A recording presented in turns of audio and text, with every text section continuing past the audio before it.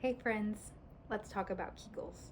At some point, you've probably heard or been told, do your Kegels, make sure that your pelvic floor is strong and tight, or have been handed a pamphlet describing how to do a Kegel. But if you've tried doing Kegels and you're still experiencing incontinence, still experiencing pain during intimacy, or whatever symptoms you're struggling with, you're not alone, and I'm gonna explain why that's probably not working. I'm Dr. Kayla, a pelvic health physical therapist, and today we're talking about why Kegels aren't the magic fix to everything, and what to do instead that's functional, evidence-based, and feels good for your body.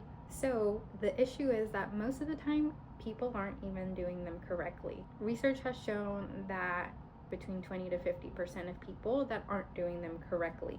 And as a clinician, I see this in the clinic firsthand, where I'll ask a patient to do a contraction, and oftentimes they either bear down, hold their breath, or clenching their glutes, inner thighs, something else. And outside of Kegels not being functional, what people really need is to learn how to coordinate these muscles, because our pelvic floors don't work in isolation. So let's say that you already have a hypertonic or tight pelvic floor.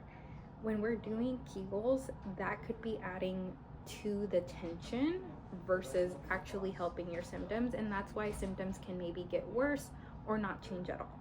So if you're struggling with urinary urgency, constipation, urinary incontinence, tailbone pain, pain with intimacy, chances are that you're likely struggling with a hypertonic pelvic floor versus a weak one. So then if Kegels are not the answer, what do we do? And the research shows that functional movement can be so beneficial. And so these are things like your squatting, your hinging or deadlifts, and even just learning how to properly do diaphragmatic breathing can be so beneficial.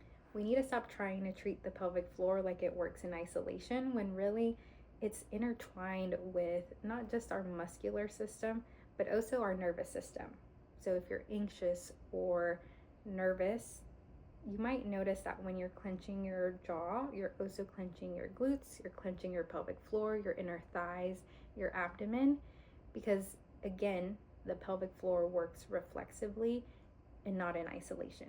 So I'd love to hear from you guys. Let me know in the comments, have Kegels helped you or have they made things worse? Remember to like, subscribe, and save this video, and share this with a friend who's been told to just do Kegels.